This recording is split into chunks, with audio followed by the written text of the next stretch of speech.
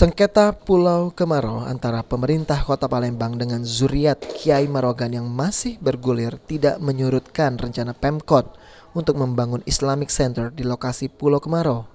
Wali Kota Palembang Harnojoyo mengatakan pihaknya akan terus berkoordinasi dengan pihak Zuriat Kiai Marogan yang kemarin menyampaikan gugatannya untuk memanfaatkan Pulau Kemarau.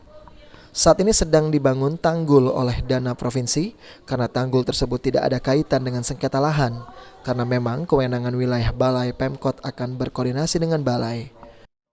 Pulau Kemarau, ya kami terus berkoordinasi dengan pihak Kimarogan dalam hal ini yang kemarin menyampaikan gugatannya untuk memanfaatkan Pulau Kemarau.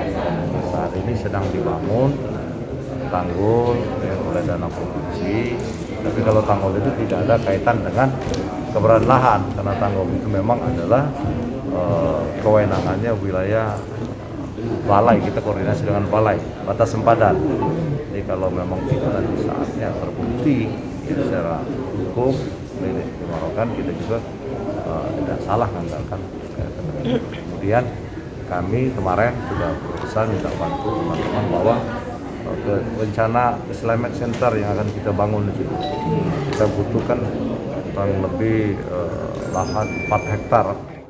Pembangunan Islamic Center di Pulau Kemarau tersebut dinilai sangat tepat karena Pulau Kemarau sendiri sudah menjadi ikon Kota Palembang di samping lokasinya cukup strategis. Aprianto, PAL TV.